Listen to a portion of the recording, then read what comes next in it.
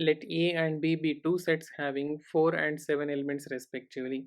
That's number of elements in set A is given 4 and number of elements in set B is equal to 7.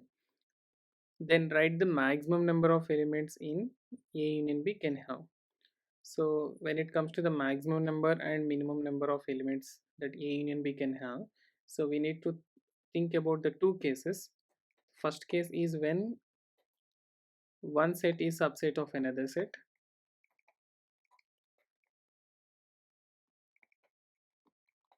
One set is a subset of another, or the second we can say that two sets are disjoint.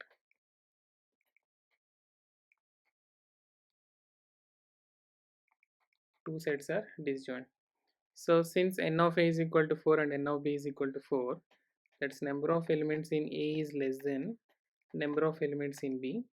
So we may have the case like A can be subset of B because number of elements in A is less than number of elements in B.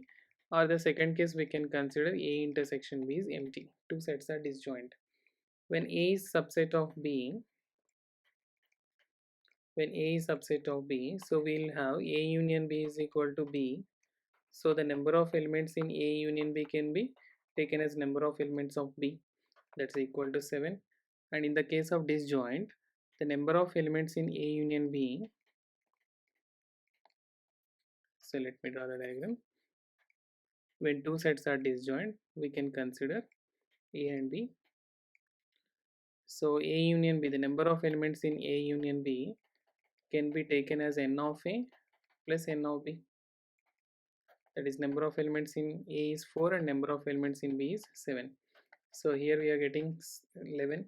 So this could be the maximum number, maximum of n of A union B, and this will be the minimum of n of A union B. So as per our question, the maximum number of elements that A union B can have is 11, we can say. So 11 is the answer. Okay, thank you.